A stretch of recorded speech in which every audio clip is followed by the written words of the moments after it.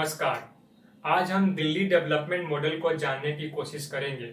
किसी भी स्टेट की ग्रोथ को जानने के लिए सबसे जरूरी 5 चीजों के ऊपर ध्यान देना आवश्यक होता है। इसमें सबसे पहले नंबर पर आता है जीडीपी ग्रोथ रेट, दूसरे नंबर पर आता है अनएम्प्लॉयमेंट, तीसरे नंबर पर आती है उस स्टेट की डेप्थ कितनी है, चौथे नंबर पर आता है पर कैपिटा इनकम और पांचवें नंबर पर आता है सबसे जरूरी HDI यानी कि ह्यूमन डेवलपमेंट इंडेक्स में उसकी क्या रैंकिंग है। तो सबसे पहले अगर दिल्ली की जीडीपी ग्रोथ रेट की बात करें तो दिल्ली की जीडीपी ग्रोथ रेट 2020-21 में -3.9% के आसपास रही थी, परंतु इस जीडीपी ग्रोथ रेट को वित्तीय वर्ष 2022-23 में लगभग 10.23% के आसपास रहने का अनुमान लगाया गया है। वहीं अगर दिल्ली की जीडीपी ग्रोथ रेट को 2012-13 के ग्रोथ रेट से कंपेयर करें तो 2012-13 में दिल्ली की जीडीपी ग्रोथ रेट लगभग 14% के आसपास थी, और आज अगर आप पैंडेमिक वाले ईयर को छोड़ दें तो दिल्ली की जीडीपी ग्रोथ रेट 2015 से 2021 तक यानी कि लगभग 7 वर्षों में दिल्ली की जीडीपी ग्रोथ रेट के परसेंटेज में हमेशा गिरावट ही नजर आया है। वहीं अगर दिल्ली की जीडीपी ग्रोथ रेट की रैंकिंग की बात करें तो भारत में इसका स्थान 13th नंबर पर आता है। तो यह था दिल्ली मॉडल की पहली सच्चाई। अब दूसरी तरफ दिल्ली की अनएम्प्लॉयमेंट रेट की बात करें तो दिल्ली की अनएम्प्लॉयमेंट रेट लगभग 13.64% के आसपास है।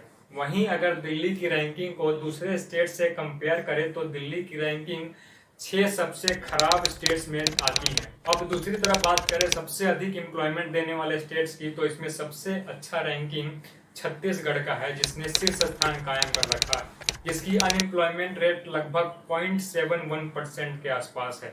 और यह थी दिल्ली मॉडल की दूसरी तस्वीर। अब आगे हम दिल्ली की टोटल डेप्ट यानी कि कर्ज के बारे में बात करते हैं।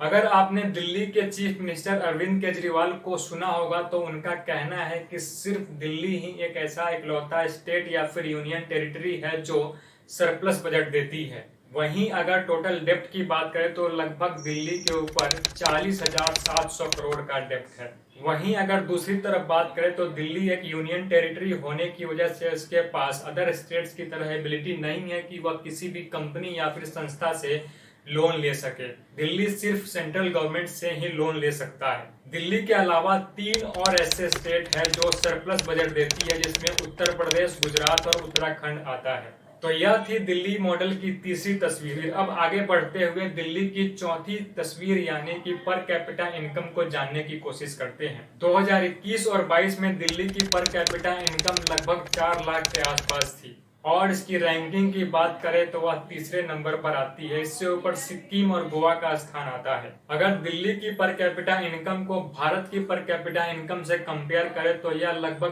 3 गुना अधिक है। अगर पर कैपिटा इनकम की बात करें तो जिस प्रकार से दिल्ली मॉडल को पेश किया जाता है उसके अनुसार इसे अभी फर्स्ट रैंक पर होना चाहिए, क्योंकि 2012-13 में दिल्ली की पर कैपिटा इनकम में शीर्ष स्थान था। फिर भी पर कैपिटा इनकम में दिल्ली की रैंकिंग को ठीक ठाक माना जा सकता है। अब बात करते हैं पांचवी और सबसे इम्पोर्टेंट चीज जो ह्यूमन डेवलपमेंट इंडेक्स के नाम से जाना जाता है। मानव विकास सूचकांक में दिल्ली 5th पोजीशन पर आती है। इसका स्कोर लगभग 0.746% के आसपास है। वहीं इस रैंकिंग में सबसे पहले स्थान पर केरला का नंबर आता है, जिसका स्कोर लगभग 0.782 है। और वहीं अगर मानव विकास सूचकांक में सबसे निचले स्थान पर बात करें तो इसमें बिहार का स्थान आता है। इसका स्कोर लगभग 0.574 है। मानव विकास सूचकांक में भी दिल्ली की पोजीशन 5वें नंबर पर है। इसके बावजूद भी दिल्ली डेवलपमेंट मॉडल इंडिया की सबसे टॉप डेवलपमेंट मॉडल के नाम से जाना जाता है। अब इन सबसे अलग हटकर दिल्ली में ग्राउंड पर कितना काम हुआ है उसके बारे में जानेंगे। तो सबसे पहले स्वास्थ्य की बात करते हैं तो नो डाउट दिल्ली में स्वास्थ्य के ऊपर काफी अच्छा काम किया गया है, जिसका सबसे बड़ा उदाहरण है मोहल्ला क्लिनिक। और दूसरी तरफ बात करें सीसीटीवी कैमरे की, जो केजरीवाल के द्वारा 2015 के इलेक्शन से पहले वादा किया गया था, जिसमें कहा गया था कि दिल्ली में लगभग 15 लाख कैमरों को इंस्टॉल किया जाएगा, जिसकी सच्चाई यह है कि अब तक लगभग 7 वर्षों में सिर्फ 4 लाख कैमरों को ही इंस्टॉल किया गया है। वहीं अगर दिल्ली जल बोर्ड जो केजरीवाल के अंदर ही आता है उसके रिपोर्ट की बात करें तो दिल्ली में अभी तक लगभग 540 कॉलोनियां ऐसी है जहां पर सीवेज सिस्टम नहीं है, जिसके वजह से मानसून के समय में वहां के लोगों को काफी दिक्कतों का सामना करना पड़ता है। जितनी भी डाटा आप लोगों के सामने पेश किया जा रहा है, यह सभी मैं अपनी मर्जी से नहीं बता रहा हूँ। इसको आप गूगल पर क्रॉस चेक कर सकते हैं या फिर इन सब का लिंक मैं डिस्क्रिप्शन में दे दूंगा, वहां पर आप जाकर आसानी से देख सकते हैं। अंत में दिल्ली की सबसे बड़ी अचीवमेंट की बात करें तो दिल्ली में 650 जेजे कॉलोनीज है। इसमें से सिर्फ 7 ऐसे कॉलोनीज है जहां पर टैप के द्वारा यानी कि नल के द्वारा पानी का सप्लाई किया जाता है। इसके अलावा 640 से अधिक ऐसे जेजे कॉलोनीज है जहां पर टैप के द्वारा पानी की सुविधा उपलब्ध नहीं है। और आप लोगों के सामने दिल्ली डेवलपमेंट मॉडल को जिस तरह से प्रस्तुत किया जाता है उससे अवगत तो होंगे ही। दिल्ली की शिक्षा के हालात की बात करें तो वो भी वैसी ही है जो आपने इससे पहले सभी डाटाज को देखा है। इंडिया टुडे की रिपोर्ट की माने तो दिल्ली में अभी लगभग 45% टीचर्स की शॉर्टेज है, जिसको भरने के लिए अभी तक कोई कदम नहीं उठाया गया है।